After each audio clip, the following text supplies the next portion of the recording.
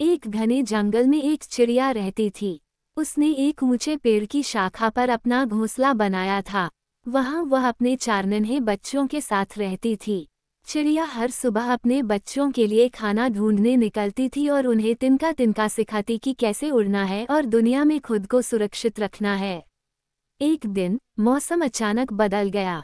आसमान में काले बादल छा गए और तेज हवाएं चलने लगीं। चिड़िया ने देखा कि तूफान आने वाला है। उसने अपने बच्चों से कहा, बच्चों, अब तुम्हें घोंसले से बाहर निकलने की जरूरत नहीं है।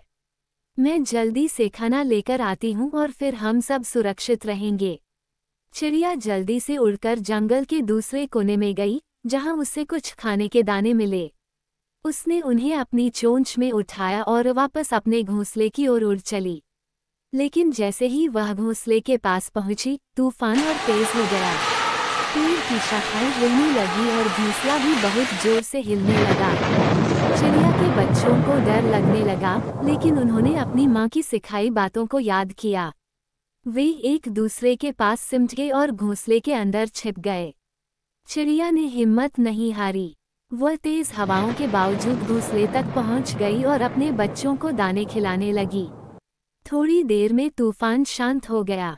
अब आसमान साफ था और सूरज फिर से चमकने लगा। चिड़िया ने अपने बच्चों से कहा, देखा, धैर्य और एकजुटता से हम किसी भी मुश्किल का सामना कर सकते हैं।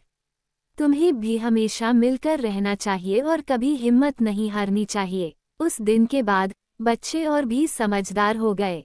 जब भी कोई मुश्किल आती, वे अपनी माँ की सीख को याद करके धैर्य रखते और मिलजुल कर उसका सामना करते। धीरे धीरे वे उड़ना भी सीख गए और अपनी माँ की तरह स्वतंत्र हो गए। इस तरह चिड़िया और उसके बच्चे खुशी खुशी जंगल में रहने लगे।